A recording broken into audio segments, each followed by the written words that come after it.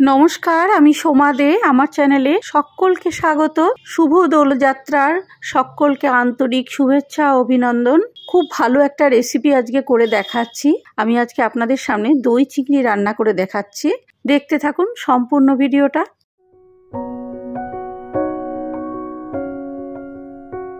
দই চিংড়ি বানানোর জন্য আমি এখানে গলদা চিংড়ি খুব পরিষ্কার করে ধুয়ে বেছে নিয়েছি।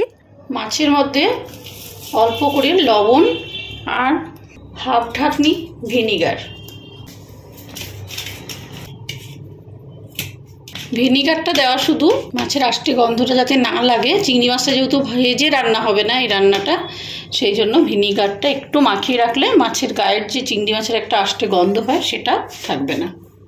500 গ্রাম চিংড়ির জন্য 500 গ্রাম টক দই নিয়েছি। দই যদি খুব টক হয় তাহলে পরিমাণে আরেকটু কমিয়ে দিতে পারেন। 3টে পেঁয়াজ কুচিয়ে নিয়েছি, এখানে আদা আর কাঁচা লঙ্কা কুচিয়ে নিয়েছি।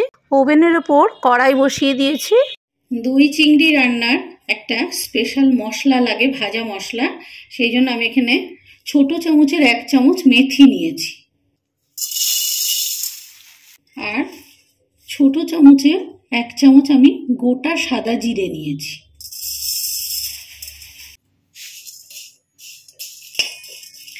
এই মশলাটা কিন্তু পুড়ে গেলে খেতে খুব বাজে লাগবে। খুব সাবধানে, যতক্ষণ খুব সুন্দর গন্ধ না বেরোয় ভাজতে হবে। পুড়ে গেলে তিতো হয়ে যাবে রান্নাটা। 1 মিনিট বাড়িয়ে রাখার পর গ্যাসের ফ্লেমটা একদম কমিয়ে দিতে হবে, নইলে ভাজাটা কিন্তু পুড়ে যাবে। কমিয়ে আস্তে আস্তে নেড়ে ভাজতে হবে। মশলাটা ভাজা হয়ে গেছে, অফ করে দিচ্ছি। এটা অফ করে একটু ঠান্ডা করে তারপরে গুঁড়ো করে নেব।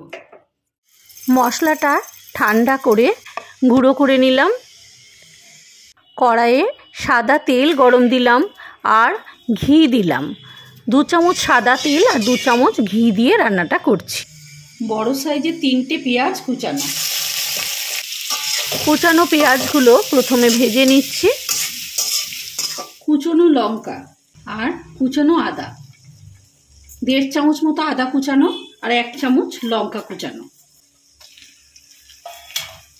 পেঁয়াজটা কিন্তু নরম হবে, কিন্তু একদমই পুড়ে যাবে না। পেঁয়াজটা ভাজা হয়ে যায় যেটাকে বলে, সেইটা হবে না।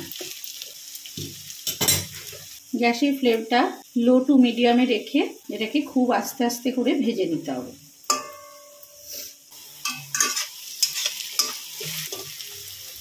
এবার আমি এর মধ্যে টক দই দিচ্ছি। অর্ধেকটা টক দই এখন দিলাম, পরে আর অর্ধেকটা দেব।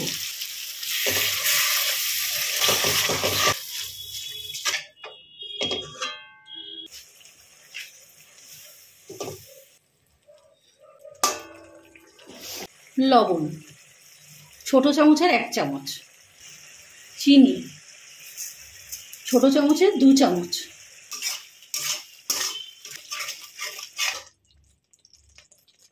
মশলাটা দিয়ে দিচ্ছি।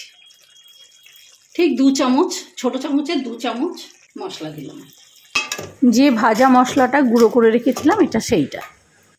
এবার আমি চিংড়িগুলো দিয়ে দিচ্ছি। এই রান্নাটায় কোনো হলুদ দেব না।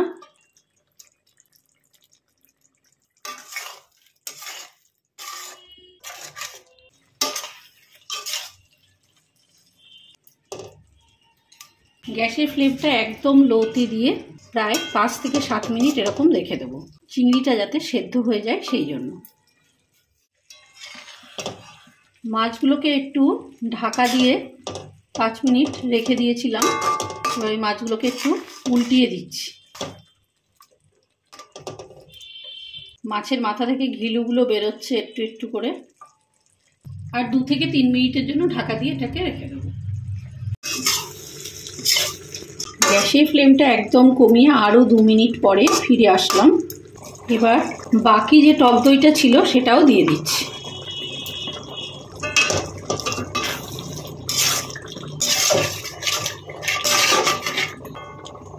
দইটা দেওয়ার পরে আর 3-4 মিনিট এরকম গ্যাসের ফ্লেমটা একদম স্লোতে দিয়ে রেখে দিতে হবে। 3-4 মিনিট পরে দইটা থেকে তেল ছাড়ছে। এই অবস্থায় আরও 2-3 মিনিট একটু কুক করে নিলাম। রান্নাটা হয়ে গেছে। এবার আমি ওপর থেকে একটু ঘি ছড়িয়ে দিচ্ছি।